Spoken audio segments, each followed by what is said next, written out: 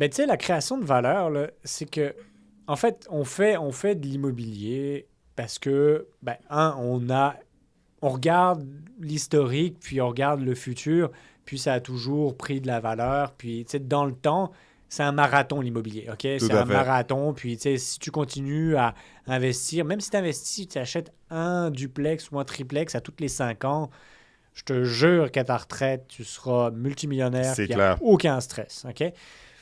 Mais imaginons que tu veux surperformer un petit peu le marché. Tu sais, Mhm. imaginons, on prend l'exemple de la bourse, au lieu de le mettre dans des index, tu veux comme te renseigner un petit peu sur les compagnies, puis voir c'est laquelle qui performe le mieux, puis tu sais, comme investir plutôt dans ces compagnies-là plutôt que dans les 100 compagnies du Standard Poor's, parce que Yeah. S&P 500, parce que la réalité, c'est que le S&P 500, tu as 7 compagnies qui font un profit incroyable, puis tu en as 493 qui servent à rien. Ben, en gros, si tu veux surperformer, ben, tu as des façons d'optimiser. Puis, il y a des façons qui sont très ingénieuses et qui ne coûtent pas si cher. Donc, le ROI, donc le Mhm. retour sur l'investissement, sur l'argent que tu investis versus le gain que tu reçois, il est très intéressant. Puis, une couple de techniques sur même des petits plex, des triplex ou même un 5plex. Je prends l'exemple d'un 5 logements. Yes.